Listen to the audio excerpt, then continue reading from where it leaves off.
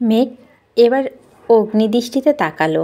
মেঘের ইচ্ছে করছিল আবিরের মুখ চেপে ধরতে, কিন্তু পারল না।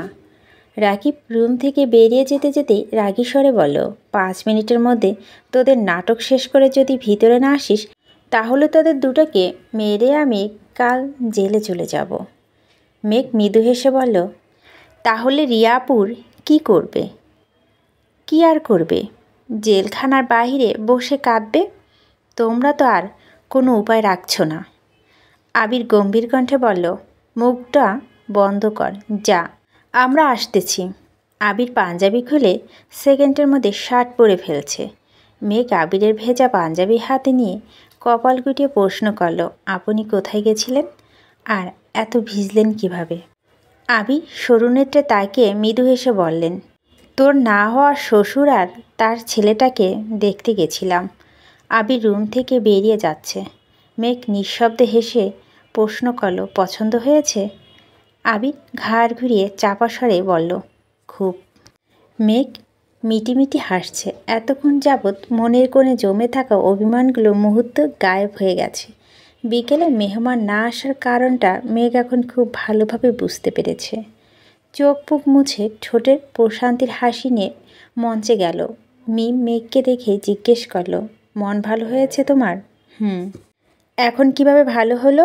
মেঘ মিমের কানের কাছে বিড়বিড় করে বলল, আমাকে আজ যাদের দেখতে আসার কথা ছিল, আবির ভাই তাদের। মিম আতঙ্কিত কণ্ঠে শুধালো, কি করেছে?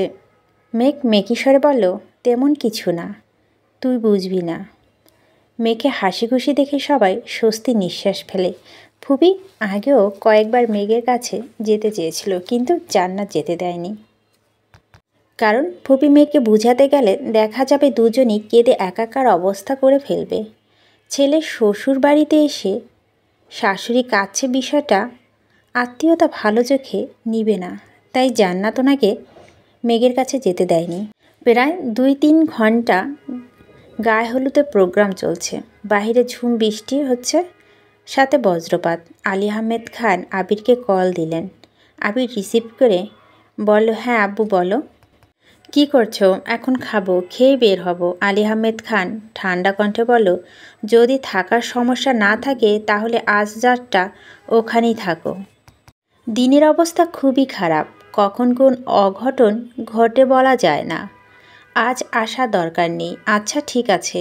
আবির সবাইকে জানিয়ে দিয়েছে। গভীর রাতে সবাই একসঙ্গে খেতে বসেছে। মেঘের প্রচণ্ড মাথা ব্যথা করছে। সারাদিন যাবৎ কাঁদতে কাঁদতে এখন মাথা ব্যথার চোখ মিলাতে পারছে না। খেতেও ইচ্ছে করছে না। আবিরের জোড়াজুড়িতে কোনো রকম অল্প খাবার খেয়ে ওষুধ খেয়ে ঘুমিয়ে পড়েছে। মেঘ, মিম, আইরিন সবাই এক রুমে শুয়েছে। মাঝরাতে কারো কান্নার শব্দ হঠাৎ করে মেঘের ঘুম ভেঙে গেছে। একে অপরিচিত জায়গা, আশেপাশে সব অন্ধকার। কান্নার শব্দ ধীরে ধীরে বাড়ছে। মনে হচ্ছে কোনো ছেলে কাঁদছে। মেঘের মনে আশঙ্কা আর কৌতূহল দুটোই বাসা বেঁধেছে। ধীরে ধীরে শোয়া থেকে ফ্লোরে পা রাখতেই কোনো মানুষের পায়ে পা লাগলো। অমনি মেঘ লাফ দিয়ে উঠেছে। তারপর মনে পড়ল রাকিব ভাইয়ের 2-3টা কাজিন রাতে এই রুমে শুয়েছিল। মেঘ ভয়ে ভয়ে রুম থেকে বের হলো। 2টা রুমের পরই একটা রুমে আলো জ্বলছে, সেটা সোফার রুম, আর সেই রুম থেকে কান্নার শব্দ আসছে। মেঘ বুক ফুলিয়ে শ্বাস ছেড়ে নিজেকে ধাতস্থ করে পা বাড়ালো সেই রুমের উদ্দেশ্যে। যত এগিয়ে যাচ্ছে পুরুষালিত কণ্ঠের কান্নার শব্দ ততই বেশি তীব্র হচ্ছে। আশেপাশে 2-1জনের চাপা স্বর ভেসে আসছে। মেঘ রুমের দরজায় দাঁড়াতেই চমকে উঠল। ফুপি ছোপায় বসে আছেন। আবির ফ্লোরে হাঁটু গেড়ে বসে ফুপির উরুতে মাথা রেখে হাউমাউ করে কাঁদছে। আবিরের এক পাশে তানবীর, অন্য পাশে আসিফ ফ্লোরে বসে আবিরকে শান্ত করার চেষ্টা করছে। ফুপি আবিরের মাথা হাত বুলিয়ে দিচ্ছে আর আবির অজরে কাঁদছে। জান্নাত আসিফের পাশে সোফায় বসা। হঠাৎ দরজায় মেঘকে দাঁড়ানো দেখে জান্নাত হিমশীতল কণ্ঠে ডাকল, মেঘ তুমি এখানে? মেঘের দৃষ্টি আবিরের পানে। মেঘের বুকের ভিতরটা ছলাৎ ছলাৎ করছে। আবির ভাইকে এভাবে কাঁদতে দেখে কাদম্বিনীর দম বন্ধ হয়ে আসছে। হৃদয়স্পন্দ থেমে গেছে। জান্নাতের মুখে মেঘের নাম শুনে আবির সহ সবাই আঁকড়ে উঠল। মেঘ রুমে ঢুকতে ঢুকতে আর্তনাদ করে উঠল, কি হয়েছে ওনার? আবির চোখ মুছে সঙ্গে সঙ্গে রুম থেকে বেরিয়ে গেছে। আবিরের পেছন পেছন তানবীরও বেরিয়েছে। মেঘ আবারও জিজ্ঞেস করল, আবির ভাইয়ের কি হয়েছে? ফুপি, উনি কাঁদছিলেন কেন? ফুপিও ভিতরে ভিতরে কাঁদছেন। আসিফ স্বাভাবিক কণ্ঠে বলল, তেমন কিছু হয়নি, এমনি খারাপ লাগছিল। তোমার না মাথা ব্যথা? যাও ঘুমাও গিয়ে। মেঘ এবার ফুপিকে দেখছে, আবার আসিফ ভাইকে দেখছে, আবার জান্নাত আপুকেও দেখছে। আসিফ আবারও বলল, ঘুমাতে যাও মেঘ। জান্নাতের চোখে চোখ পড়তেই সে ইশারায় দিল। মেঘ আবারও এসে রুমে শুয়েছে, কিন্তু কোনোভাবেই ঘুম আসছে না। চোখের সামনে বারবার আবিরের কান্নারত মুখমণ্ডল ভেসে উঠছে। মনের আকাশে আমাবস্যার ন্যায় ঘুটঘুটে অন্ধকার হয়ে গেছে। কোথাও এক বিন্দু আলোর ছিটে ফোটাও নেই। আবির কেন কাঁদছিল, কি হয়েছে কিছুই বুঝতে পারছে না। বুকের ভিতর ভীষণ রকমের যন্ত্রণা হচ্ছে। রুমে অপরন্ত বাতাস থাকা সত্ত্বেও মেঘের বুক ভরে নিঃশ্বাস নিতে পারছে না। মনে হচ্ছে কিছু একটা গলা চেপে ধরে আছে। এপাশ ওপাশ হাফসাপ করতে করতে মেঘ আবারও ঘুমিয়ে পড়ছে। সকালে নাস্তা করেই আবিরা বাসার উদ্দেশ্যে বেরিয়ে পড়েছে। তানবীর গাড়ি চালাচ্ছে, আবির চোখ বন্ধ করে পাশের সিটে বসে আছে। মেঘ আবিরকে জিজ্ঞেস করার সুযোগ খুঁজছে, কিন্তু কোনোভাবেই পাচ্ছে না। আবির আর তানবীর বাসায় এসে শাওয়ার নিয়ে রেডি হয়ে দুপুরের দিকে আবারও বেরিয়েছে। রুমে শুয়ে বসে কোনোভাবেই মন টিকছে না মেঘের। বন্যাকে কল দিয়ে কিছুক্ষণ কথা বলছে, তবুও মন স্থির হচ্ছে না। মেঘ নিচে আসতেই আলী আহমেদ খান জিজ্ঞেস করলেন, তোমরা বিয়েতে যাওনি? মেঘ আস্তে করে বলো, যেতে ইচ্ছে করছিল না, শরীর খারাপ। না? আলী আহমেদ খান মেঘকে খানিক দেখে মোলায়েন কণ্ঠে বলল, কী নিয়ে এত দুশ্চিন্তা করো? মেঘ মৃদু হেসে বলল, দুশ্চিন্তা করি না বড় আব্বু। আলী আহমেদ খান ধীর কণ্ঠে বলল, আম্মু 1 কাপ চা করে দিতে পারবে? এখনই নিয়ে আসছি, আমি চিনি কম খাই। মেঘ মলিন হেসে বলল, জানি বড় আব্বু। মেঘ কিছুক্ষণের মধ্যে 1 কাপ চা নিয়ে আসছে। আলী আহমেদ খান 1 চুমুক চা খেয়ে হেসে ফেললেন, মাশাল্লাহ, চা খুব ভালো হয়েছে। মেঘ মাথা নিচু করে বিড়বিড় করে বলল, চা ভালো না লাগলেও সত্যি কথা বলতে পারেন, আমি কিছু মনে করব না। বসো। মেঘ চুপচাপ পাশের সোফায় মাথা নিচু করে বসেছে। আলী আহমেদ খান ভারী কণ্ঠে বলে উঠলেন, শোনো, কোনো কিছু ভালো না লাগলে আমি যেমন সরাসরি বলতে পারি, তেমন ভালো হলেও প্রশংসা করতে পারি। চাটা সত্যি ভালো হয়েছে। তা থেকেও বড় বিষয়, তোমার বড় আম্মু সাহায্য ছাড়াই তুমি প্রথমবার আমার জন্য এত ভালো চা করছো, তার জন্য ধন্যবাদ। আপনাকে ধন্যবাদ বড় আব্বু। আলী আহমেদ খান ধীর কণ্ঠে শুধালেন, আম্মু তোমার কি মন খারাপ? বড় আব্বুর ধীর কণ্ঠে বলায় কথাটাতে মেঘের মনে গলে গেছে। চোখ ছলছল করছে, মাথা তুলে তাকাতে পারছে না। ঠোঁট জোর করে ধরে রাখা মিথ্যা হাসিটা আর ধরে রাখতে পারছে না। মেঘ ঢোক গিলে শীতল কণ্ঠে বলল, না। মেঘ আর বসে থাকতে পারল না, চিবুক নামিয়ে সিঁড়ি দিয়ে উঠে নিজের রুমে চলে গেছে। গত রাত থেকে অস্থির হয়ে থাকা মনটা ক্ষণে ক্ষণে কেঁপে উঠছে। আবির আর তানবীর বেশ রাত করে বাসায় ফিরেছে। ততক্ষণে সবাই গভীর ঘুমে আচ্ছন্ন।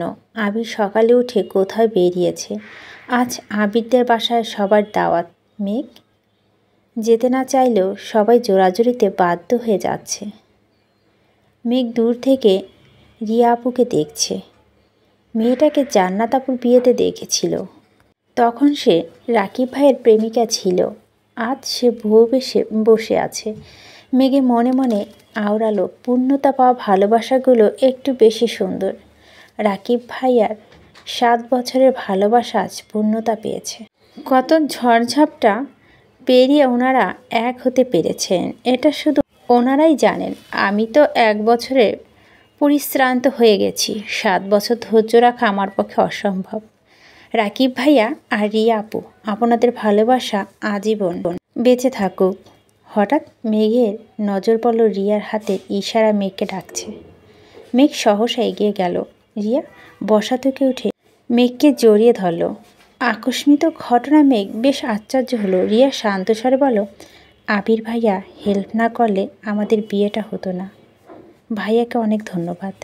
মেঘ কপালে ভাঁজ ফেলে জিজ্ঞেস করল, ওনার ধন্যবাদ আমাকে কেন দিচ্ছেন? রিয়া মৃদু হেসে বলল, ওনাকে তো জড়িয়ে ধরতে পারবো না, তাই তোমাকে জড়িয়ে ধরলাম। রিয়া অপ্রভৃত কণ্ঠে আবারও শুধালো, বাই দ্য ওয়ে, আবির ভাইয়াকে জড়িয়ে ধরার অনুমতি কি তুমি কোনো মেয়েকে দিবে? মেঘ সঙ্গে সঙ্গে চোখ গোল করে তাকালো। বুকের ভেতরে ক্রোধটা দীর্ঘ নিঃশ্বাস হয়ে বেরিয়ে আসলো। ক্রোধিত কণ্ঠে বলল, না। রিয়া মেঘের দু গালে হাত রেখে মোলায়েম কণ্ঠে জানতে চাইল, আবির ভাইয়াকে খুব ভালোবাসো তাই না? মেঘের বুকের ভিতরটা মোচড় দিয়ে উঠল। দু চোখ ছলছল করছে। মেঘ সঙ্গে সঙ্গে চোখ নামিয়ে নিয়েছে। রিয়া ঠোঁটে হাসি রেখে বলল, এই মেঘ, একদম কাঁদবে না। তোমার আবির ভাই দেখলে আমার সর্বনাশ করে ফেলবে। কেন? রিয়া ঢোক গিলে নিজেকে সংযত করে বলল, ভাববে আমি তোমাকে বাজে কথা বলেছি। মেঘ হুট করেই প্রশ্ন করে বসল, আপু, আবির ভাই কোথায় জানেন? ওনার কি হয়েছে বলতে পারবেন? কি হয়েছে সঠিক জানি না, তবে ওদের কথোপকথন শুনে মনে হয়েছে আবির ভাইয়া কোনো বিষয় নিয়ে খুব বেশি ডিপ্রেশনে আছে। কি বিষয় সেটা বলতে পারবো না গো। ওরা দু বন্ধু এমন ধাতু দিয়ে তৈরি যা শেয়ার করবে না তো পেটে বোমা মারলেও বলবে না। তুমি সাবধানে থেকো আর ভাইয়ার যত্ন নিও। যদি আমি জানি তুমি খুব কেয়ারিং। মেঘ কপাল কুটালো। এমন সময় রাকিব এসে বলল, কি ব্যাপার, আমার অবর্তমানে আমাকে নিয়ে কি আলোচনা চলছে? রিয়া ঠাট্টার সালে বলল, আসছে আমার সেলিব্রিটি গো, তাকে নিয়ে আমাদের আলোচনা করতে হবে। রাকিব সহাস্য বলল, আমাকে নিয়ে আলোচনা না করলেও কি হবে, আমার বন্ধুকে নিয়ে ঠিকই করছো। বলো করনি? রিয়া ভেংচি কেটে বলল, হ্যাঁ করেছি তো। আমার বন্ধু সেলিব্রিটি হলে তার বেস্ট ফ্রেন্ড হিসেবে আমিও সেলিব্রিটি। ও আচ্ছা, এই নিয়ম কবে থেকে চালু হলো? আজ, এই মুহূর্ত থেকে। মেঘ তাদের খুনসুটি দেখছে আর হাসছে। রাকিব হঠাৎ মেঘের দিকে তাকিয়ে বলল, এই মেঘ, তুমি তো কিছুই খেলে না, তাড়াতাড়ি খেতে যাও। আবির তোমার জন্য না খেয়ে উপরে অপেক্ষা করছে। মেঘ উদ্বিগ্ন কণ্ঠে জিজ্ঞেস করল, আবির ভাই কখন আসছেন? অনেকক্ষণ।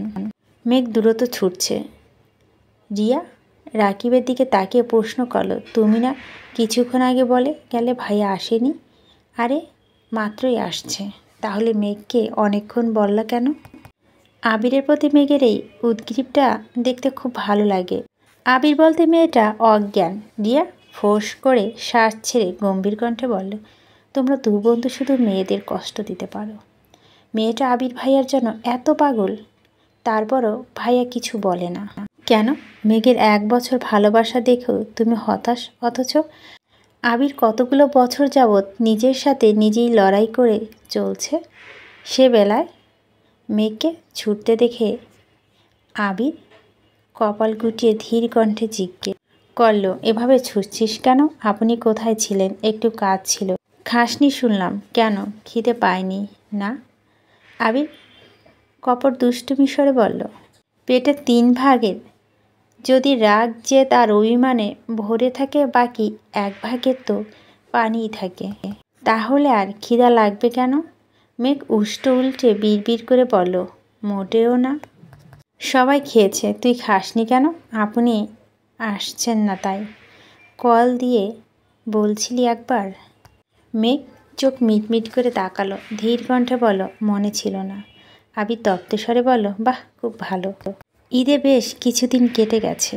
আবিরদের অফিস শুরু হয়ে গেছে, ভার্সিটি খুলে গেছে।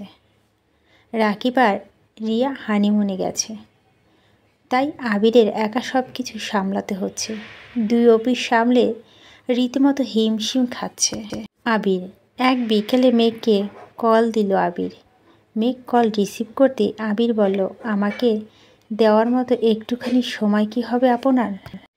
আবিরের আহ্লাদি কণ্ঠের কথা শুনে মেঘ মুচকি হেসে বলল, কেন হবে না?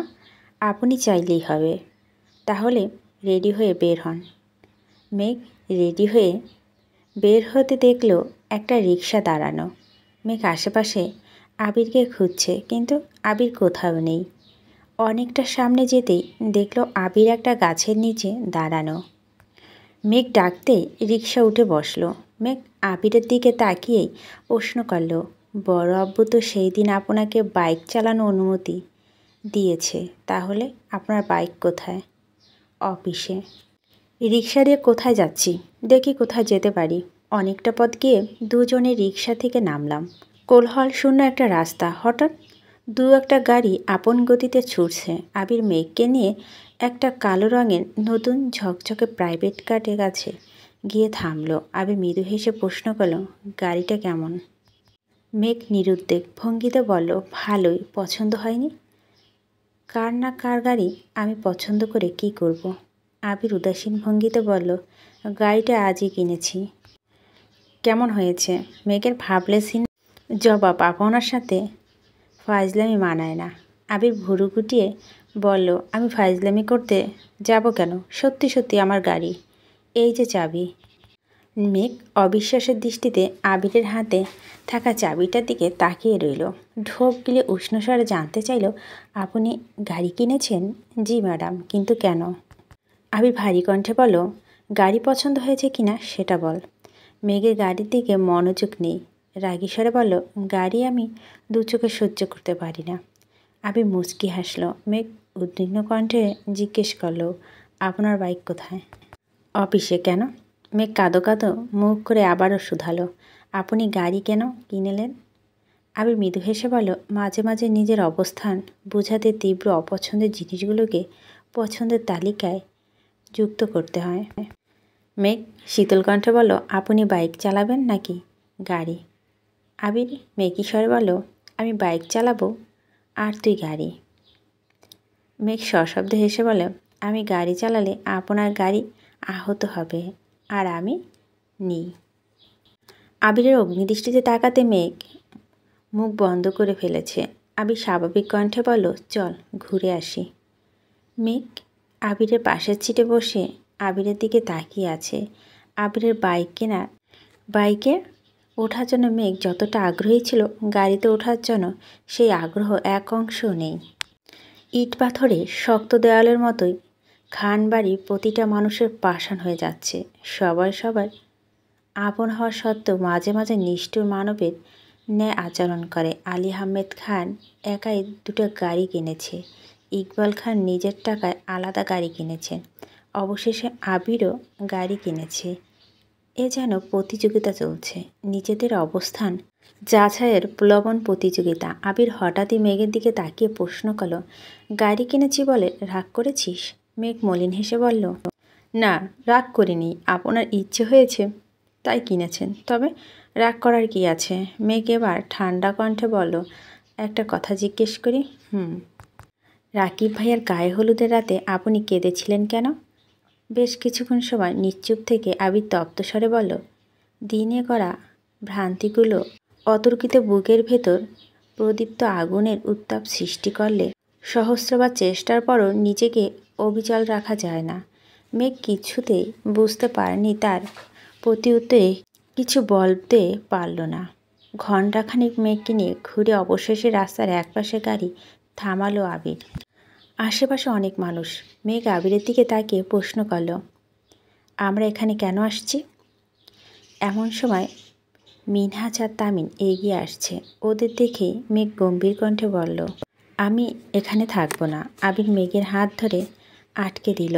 মিনহাজ আর তামিম এগিয়ে এসে কোমল কণ্ঠে বলল, সরি ভাই। আবির মৃদু হেসে দুজনের সাথে হ্যান্ডশেক করতে করতে বলল, কোনো ব্যাপার না। মেঘ রাগে কটমটো করছে। আবির এত স্বাভাবিকভাবে কথা বলছে দেখে মেঘের আরও বেশি রাগ হচ্ছে। মিনহাজ আর তামিম আবিরের সাথে টুকিটাকি কথা বলছে আর মেঘ ভিতরে ভিতরে ফুঁসছে। হঠাৎ কেউ একজন পিছন থেকে মেঘের চোখ ধরে। মেঘ চোখে হাত রেখে বুঝায় চেষ্টা করলো। আনমনে বলল, বন্যা। বন্যা চোখ ছেড়ে দিয়ে সামনে এসে বলল, হ্যাঁ বেবি। পেছন থেকে মিষ্টিরা বেরিয়ে আসছে। সবাইকে দেখে মেঘের মন আবারও খারাপ হয়ে গেছে।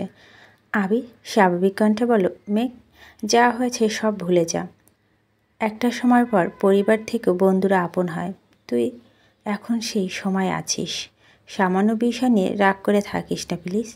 মেঘের আগে ফোঁস করতে বলল, ওটা সামান্য বিষয় ছিল না, আর আমার কোনো বন্ধুর প্রয়োজন নেই।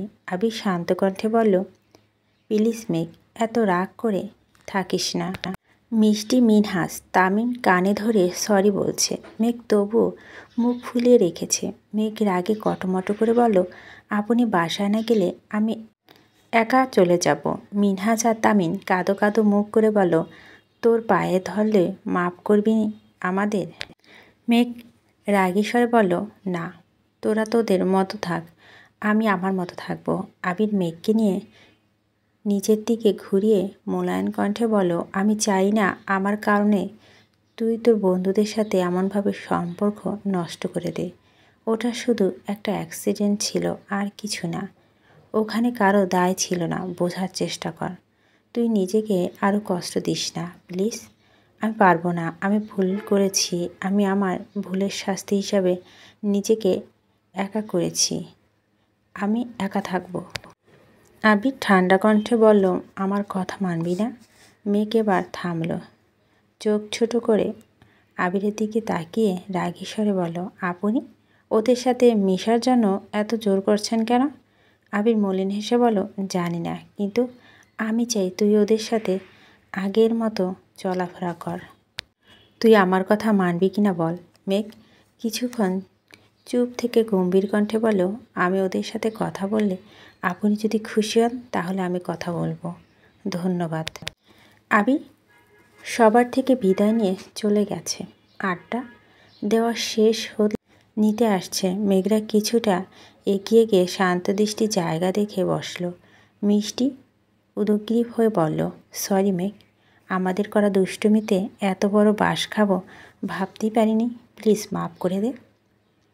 তামিম গম্ভীর কণ্ঠে বলল, আসলে আমাদের জায়গা থেকে যেটাকে ঠিক মনে হয়েছিল আমরা সেটাই করেছি, কিন্তু আমাদের করা কাজটা যে ভুল ছিল সেটা বুঝতে পারিনি। বন্যা গম্ভীর কণ্ঠে বলল, আমি বহুবার তোদের সাবধান করেছিলাম, তোরা আমার কথা পাত্তা দিসনি। তোদের জন্য তানবীর ভাইয়ার কাছে কত বকা খেয়েছি হয়েছে আমার, এর দায় কে নিবে? মিনহাস গলা খাকিয়ে দিয়ে বলল, আসলে আমাদের সেই দিন তোর কথা শোনা উচিত ছিল, একমাত্র তুই ঠিক ছিলি। মিষ্টি বলে উঠল, বন্যা মেঘের ব্যাপারে বরাবরই ঠিক থাকে, আমরাই বারবার ভুল প্রমাণিত হয়। আসলে আমরা মেঘের সত্যিকার বন্ধু না, ডিপার্টমেন্টের পরিচিত। হয়তো 4-5 বছর একসঙ্গে পড়ব, তারপর যে যার মতো সব ভুলে চলে যাব। কিন্তু বন্যা, সে কিন্তু সেই স্কুল জীবন থেকে মেঘের সাথে আছে। মেঘ কেমন, ওর ইচ্ছা, পছন্দ অপছন্দ সব কিছু বন্যা সবচেয়ে বেশি জানে, অথচ আমরা বন্যার কথা না শুনে নিজেরাই মায়া দেখিয়েছি, উল্টো বিপদে পড়লাম। তামিম গম্ভীর কণ্ঠে বলল, সত্যি বন্যার মতো বান্ধবী পাওয়া ভাগ্যের বিষয়। মেঘ বলল, সেই ঘটনার পর আমিও বুঝতে পেরেছি বন্যা ছাড়া আমার আর কোনো বন্ধু নেই যে সত্যি আমার ভালো চায়। মিষ্টি খানিক থেমে আবার বলল, এই মেঘ, বন্যা তো তোর বেস্ট ফ্রেন্ড, তাই না? একমাত্র বেস্ট ফ্রেন্ড। ছোটো থেকে অনেক বান্ধবী হারিয়েছি, কিন্তু বন্যা সবসময় আমার পাশে ছিল, আর এখনও আছে। আল্লাহ বোধহয় চান আমরা সবসময় একসাথে থাকি। বন্যা হেসে বলল, হ্যাঁ, এজন্য তো দুজন এক সাবজেক্টে চান্স পেয়েছি। মিষ্টি মেঘের দিকে তাকিয়ে ধীর কণ্ঠে বলল, মেঘ, তুই চাইলেই তোদের সম্পর্কটা সারা জীবন এমন রাখতে পারবি। কিভাবে? মিষ্টি মোলায়েম কণ্ঠে বলল, বন্যাকে তানবীর ভাইয়ের সঙ্গে বিয়ে দিয়ে দিলে বন্যা তোর ভাবি হয়ে যাবে, তাহলে তোদের সম্পর্ক আজীবন এমনই থাকবে ইনশাল্লাহ। বন্যা চেঁচিয়ে উঠল, জীবনও না, পাগলের মতো কথা বলিস না। মেঘ কিছুক্ষণ চুপ থেকে হঠাৎ বলল, সত্যিই তো? আমি এটা কোনো দিন ভাবিনি কেন? মেঘ বন্যার দিকে তাকিয়ে মুচকি হেসে বলল, বেবি তুমি কি আমার ভাই? বন্যা মেঘের মুখ চেপে ধরে রাগী স্বরে বলল, আপনি যাকে অফারটা দিচ্ছেন সে আপনার, তার ছেঁড়া অফার শোনার জন্য একদম প্রস্তুত নয়, সরি। মেঘের নিজের মুখ থেকে বন্যার হাত সরিয়ে লম্বা করে শ্বাস নিয়ে বলল, আমি যা চাই তাই পাই। তোকে আমার ভাবি হিসেবে চাইছি, ইনশাল্লাহ সেটাও পেয়ে যাব। বন্যা হুঙ্কার দিয়ে উঠল, তোর আজকেও ইচ্ছে পূরণ হওয়ার নয়। মেঘ মুখ ফুলে কপাল গুটিয়ে সূক্ষ্ম নেত্রে বন্যার দিকে তাকিয়ে আছে। সাদিয়া বলে উঠল, পূরণ হওয়ার নয় কেন? তুই কি অন্য কাউকে পছন্দ করিস? বন্যা কিছু বলার আগে মেঘ গর্জে উঠে বলল, না, বন্যা কাউকে পছন্দ করে না আর করবেও না। করলে শুধু আমার ভাইকেই করবে। এর মধ্যে মিনহাজ বলল, মেঘ তুই এতদিনে একটা সঠিক সিদ্ধান্ত নিয়েছিস। আমরা আজ আছি কাল নেই, কিন্তু তোর ভাবি করে নিলে বন্যা সারা জীবন তোর পাশে থাকবে। বন্যা নাকের ডগা লাল বর্ণ ধারণ করেছে, রাগী চোখ মুখে আগুনের মতো হয়ে গেছে। চলো শক্ত করে বন্যা বলল, তুই আর কথা বলিস না, ভণ্ড কোথাকার। সেই দিন তো খুব করে বলেছিলি, কার এত সাহস যে মেঘের গায়ে হাত তুলবে? আমি দেখব, মেঘকে বাঁচাবো। পরে কোথায় ছিলি বাঁচানোর ক্ষমতা? আবির ভাইয়ের এক ধমকে খেয়ে তো স্তব্ধ হয়ে গিয়েছিলি। মিনহাজ ঢোক গিলে উষ্ণ স্বরে বলল, ধমক খেয়ে স্তব্ধ হয়নি, অন্য কারণে হয়েছিলাম। সাদিয়া জিজ্ঞেস করলো, কী কারণে? তোদের বলা যাবে না, কারণ তোরা ভয় পাবি। মিষ্টি গম্ভীর কণ্ঠে বলল, ভাব কম নিয়ে বল। মিনহাজ কপাল চুলকে বিড়বিড় করে বলল, সেদিন আবির ভাইয়ের কাছে কিছু একটা ছিল, সেটা বুঝতে পেরে আমি ভয়ে চুপ করে গিয়েছিলাম। মেঘ ভুরু কুচকে তাকিয়ে আছে, দৃষ্টিতে তিক্ততা। বন্যা মুখ বেঁকিয়ে চেয়ে আছে। সাদিয়া আর মিষ্টি বেশ কৌতূহলী। সাদিয়া নিচু স্বরে জিজ্ঞেস করলো, কী ছিল? ভয় পাবি না তো? না, বল। মিনহাজ ঢোক গিলে ধীর কণ্ঠে বলল, রিবল। মেঘ সঙ্গে সঙ্গে গর্জে ওঠে, চুপ করে। মিনহাজ, আবির ভাইকে কি তোর গুন্ডা মনে হয়? আমার আবির ভাইয়ের নামে আর একটা বাজে কথা বললে আমি তোকে শেষ করে ফেলবো। মিনহাজ ভুরু গুটিয়ে ভাবলেশীনভাবে জবাব দিল, আমি জানি তোরা বিশ্বাস করবি না, তাই তোদের এতদিন কিছু বলিনি। তাছাড়া মেঘ শোন, আবির ভাইকে গুন্ডা বলি না, আমি শুধু বলি ওনার কাছে এরকম কিছু একটা আছে। বন্যা ফোঁস করে বলল, বাজে কথা বলিস না মিনহাজ। আবির ভাইকে দেখে তুই ভয় পেয়ে চুপসে গেছিস, সেটা স্বীকার কর।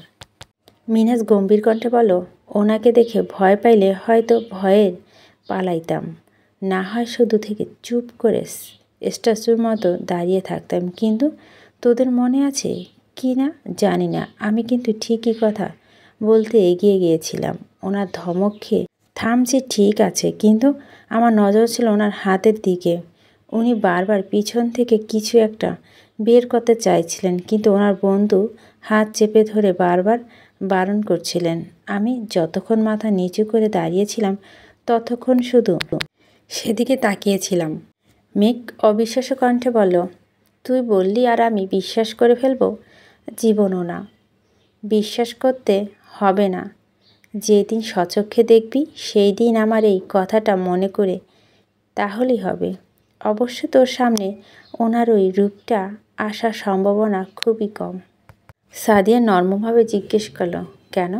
মিনহাজ ফের বলল, মেঘের সামনে আবির ভাইয়া খুব ফর্মাল, অথচ আড়ালে।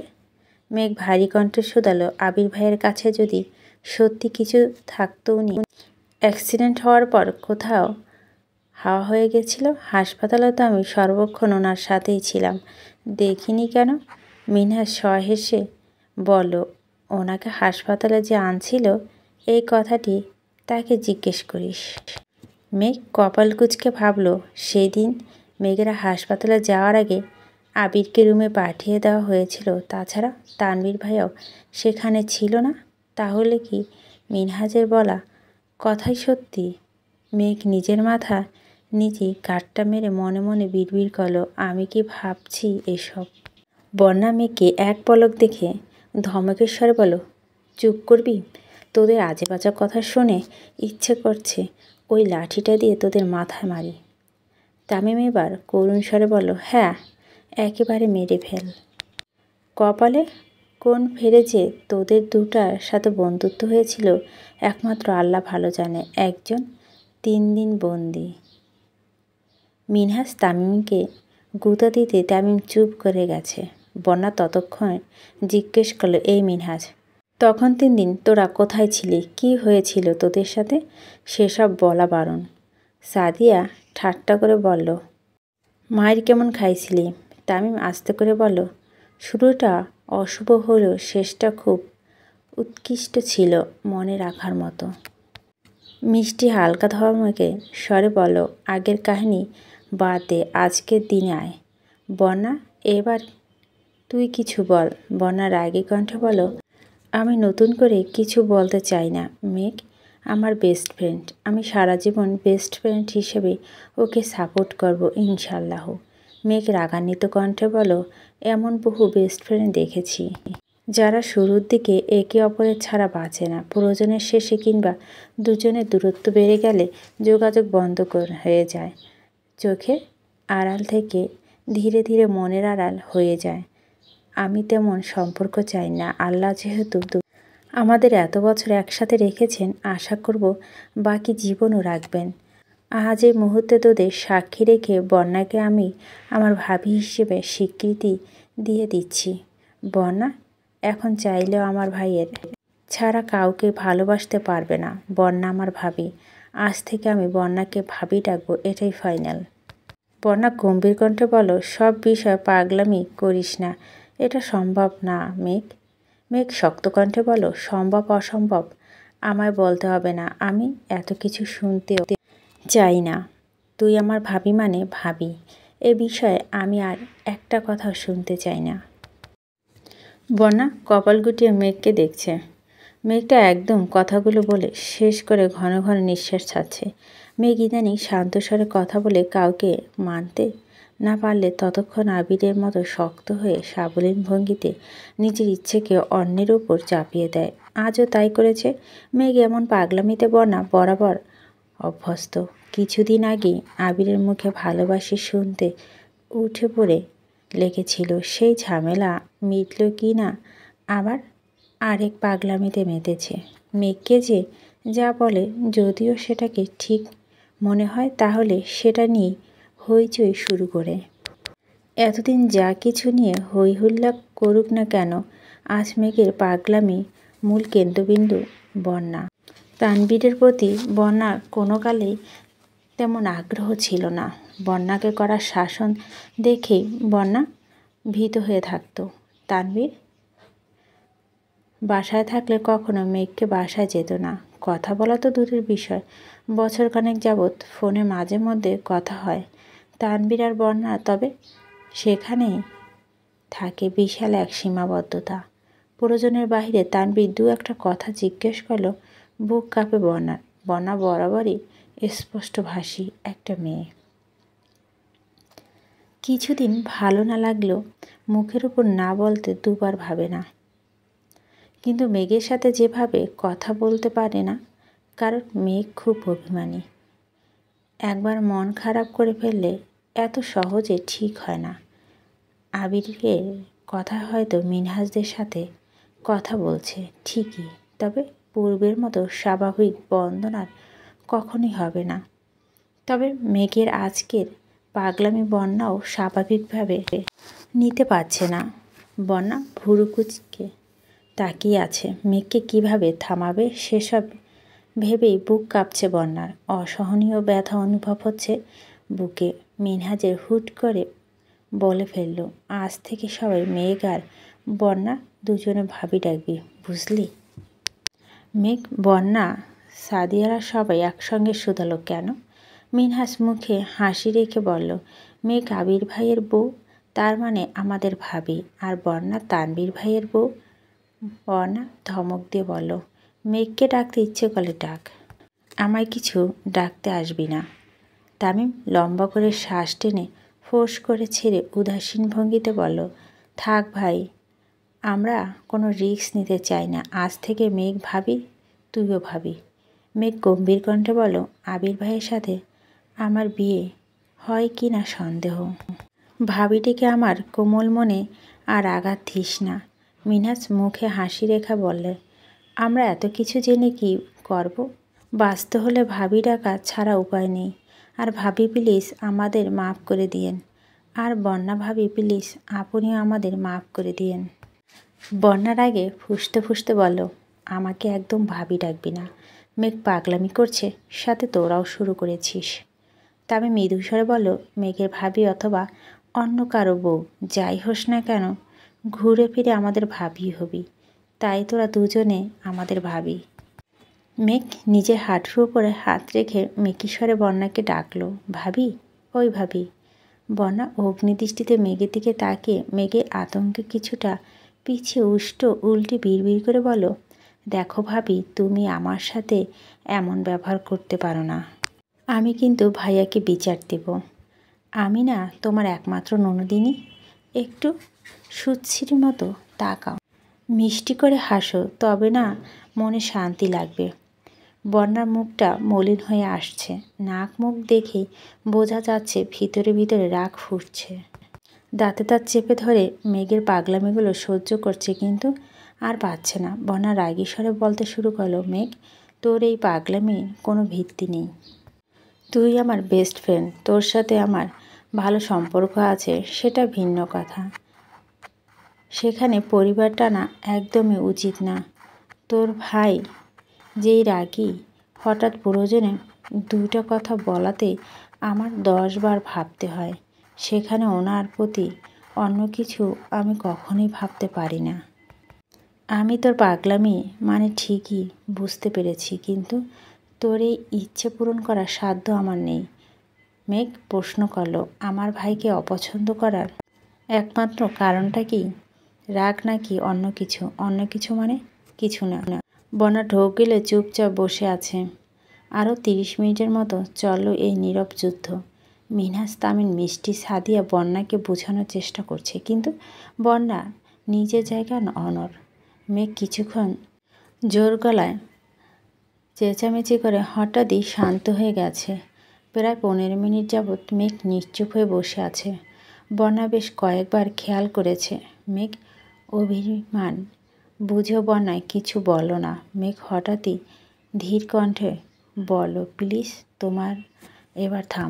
সরি বন্যা। বন্যার সাথে সাথে সবাই ভুরু কুঁচকে মেঘের দিকে তাকালো। মেঘের চোখ মুখ ফ্যাকাশে হয়ে গেছে। বন্যা রাজি হয়নি বলে মেঘের মন এত তাড়াতাড়ি খারাপ হয়ে যাবে এমন মেয়ে মেঘ নয়। মেঘের গম্ভীর্য দেখে বন্যা ভয় হচ্ছে। কোন কথা থেকে কোন কথায় মানে বের করা গাল ফুলিয়ে এটা বোঝানো দুষ্কর। বন্যা এবার আদুরে ভঙ্গিতে বলল, কি হয়েছে বেবি? মেঘ বন্যার দিকে এক পলক তাকালো, তবে দৃষ্টিতে বিন্দুমাত্র উত্তাপ নেই। বন্যা মলিন মুখ করে আবারও বলল, বেবি, তুমি কি রাগ করেছ? মেঘ জিভ দিয়ে ঠোঁট ভিজিয়ে অনুষ্ণ কণ্ঠে বলল, না, রাগ করিনি। মিনহাজ জিজ্ঞেস করল, তো কি হয়েছে ভাবি? মেঘ মিনহাজের দিকে তাকিয়ে মলিন হাসল। এভাবে বাহিরে কারো মুখে ভাবি শুনতে মেঘের বেশ ভালোই লাগছে। সহসা বন্যার দিকে এক নজর তাকিয়ে মিনমিন স্বরে বলল, মানুষ নিরন্তর সুখের তীর খুঁজে কষ্টর আড়াল করে প্রতিনিয়ত স্বভাব সিদ্ধ হাসে। মেঘের বলা বাক্যিক কথা মানে কেউ বুঝল না। তামিম ধীর কণ্ঠে জানতে চাইল, কি হয়েছে মেঘ? মেঘ কণ্ঠে খাদে নামিয়ে বলল, সরি বন্যা, আমার ওই রকমভাবে জোর করে একদম উচিত হয়নি।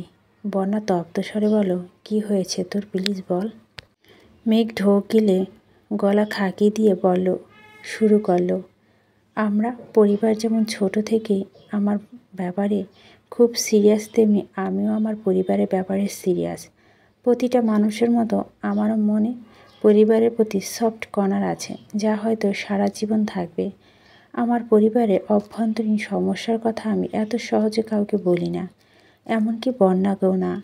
আমার মনের খারাপ সময়টা নিজেকে গুটিয়ে রাখি, তবু বন্ধুদের ফ্যামিলি প্রবলেম শেয়ার করি না। আবির ভাই ব্যতীত বাসার সবার সাথে আমার খুব ভালো সম্পর্ক। এমনকি যে তানবীর ভাই আমায় ছোট থেকে কড়া শাসনে রেখে আমাকে বড় করেছে, তাকে আমি খুব ভালোবাসি। শেষ কথাটা বলতে মেঘ চোখ বেয়ে 2 ফোঁটা পানি গাল বেয়ে গড়িয়ে পড়ল। সাদিয়া জিজ্ঞেস করল, তোর পরিবারে কি সমস্যা, কিছু হয়েছে? মেঘ চোখে পানি মুছে ভেজা কণ্ঠে আবারও বলতে শুরু করলো, একটা সময় পর্যন্ত ভাইয়ার প্রতি আমার ক্ষোভের অন্ত ছিল না। সব কিছু অসহ্য লাগতো, কিন্তু হঠাৎ সব কিছু কেমন যেন বদলে গেছে। একদিন আমি স্কুল থেকে ফিরে দেখি ভাইয়া ড্রয়িং রুমে ফ্লোরে বসে 2 হাতে মাথা চেপে ধরে কাঁদছে। আম্মু আর বড় আম্মু ভাইয়াকে বোঝানোর চেষ্টা করছে, অন্যদিকে আম্মু আর বড় আম্মু যা তা বলে চিৎকার করছে। আমার ছোট মস্তিষ্ক তখন কিছুই ঢুকছিল না। ভাইয়া তখন উচ্চ মাধ্যমিক পরীক্ষাতে ছিল। কিছুদিন পর পরীক্ষা, অথচ ভাইয়ার অবস্থা নাজেহাল অবস্থা হয়ে পড়ছিল। আমি আম্মুকে অনেকবার জিজ্ঞেস করেও সঠিক তথ্য জানতে পারিনি। বড়রা আমার থেকে কিছু একটা লুকাতে প্রতিনিয়ত ব্যস্ত থাকতো। আমিও কৌতূহল হয়ে জানতে চেষ্টা করতাম। তারপর মোটামুটি যা বুঝেছি, ভাইয়া কলেজে পড়াকালীন এক মেয়ের সাথে পরিচয় হয়েছিল। মূলত মেয়েটা নিজের থেকে ভাইয়ার সাথে বন্ধুত্ব করেছিল, তাও প্রায় 1 বছর ভাইয়া পিছু পিছু ঘুরে। 1 বছর পর থেকে ভাইয়া মেয়েটাকে সাথে টুকিটাকি কথা বলা শুরু করে, যা এক পর্যায়ে সম্পর্কের দিকে এগোয়। ভাইয়া টেস্ট পরীক্ষার আগে মেয়েটা হঠাৎ ভাইয়াকে প্রপোজ করে বসে। যেহেতু মেয়েটার সাথে ভাইয়ার ভালো সম্পর্ক ছিল, তাই ভাইয়াও রাজি হয়ে গেছিল। পরীক্ষা ব্যস্ততা প্রায় 1 মাস কেটে যায়। তারপর ভাইয়া এক ফ্রেন্ডের ভাইয়াকে মেয়েটার ব্যাপারে কিছু তথ্য দেয়। ভাইয়া প্রথমে একদমই বিশ্বাস করেনি, কিন্তু পরবর্তীতে খোঁজ নিয়ে জানতে পারে ভাইয়ার বন্ধু মহলে বলা প্রতিটা কথাই সত্যি ছিল। তারপর থেকে ভাইয়া অবস্থা খারাপ হয়ে গেছিল। একের পর এক অসুস্থতা লেগেই ছিল। প্রায় 6 মাস ভাইয়া দুনিয়ার কোনো খবর বলতে পারেনি। ইয়ার লস গেছে। তারপর ধীরে ধীরে কিছুটা সুস্থ হয়েছে। পড়াশোনা রেগুলার হওয়ার পর থেকে আব্বুর সাথে ভাইয়ার সম্পর্ক বিশাল ফাটল ধরেছে। বড় আব্বু তেমন কথা বলতো না। শরীর সুস্থ হলে ভাইয়ার মন তখন অসুস্থ ছিল। তারপর থেকে আবির ভাই আর ভাইয়ার সম্পর্ক গভীর হতে শুরু করলো। ভাইয়ার সব আবদারের মাধ্যম হয়ে ওঠে আবির ভাইয়া। ভাইয়ার মনের অবস্থা ঠিক রাখতে আবির ভাই ভাইয়াকে সব বিষয় সাপোর্ট করতে শুরু করে। ভাইয়া হুট করে সিদ্ধান্ত নেয় যে সে রাজনীতি করবে। আম্মুদের বলেছে, কিন্তু আম্মুরা কেউ রাজি হয়নি। আব্বুরা তো আরও রাজি না। শুনছিলাম আবির ভাইও রাজি ছিল না, কিন্তু ভাইয়ার খুশির জন্য বাধ্য হয়ে ভাইয়াকে সাপোর্ট করেছে, আর এখন পর্যন্ত প্রতিনিয়ত করেই যাচ্ছে। এমন ঘটনা দেখতে দেখতে তানবীর ভাই প্রতি আমার চিন্তাধারা বদলাতে শুরু করে, সেই সাথে আবির ভাইয়ের প্রতিও। আমার ভাইয়ের যখন মানসিক সাপোর্টের দরকার ছিল, তখন আবির ভাই সেই সাপোর্টটা দিয়েছিল। তাই আমিও ধীরে ধীরে আবির ভাইয়ের প্রতি মনের ভিতর পুষে রাখা আক্রোশ ভুলতে শুরু করি, কিন্তু কখনো আবির ভাইয়ের সাথে কথা বলার চেষ্টা করিনি। বনা ভুরুকুচকে তাকিয়ে আছে। সাদিয়া প্রশ্ন করল, মেয়েটা কি করছিল?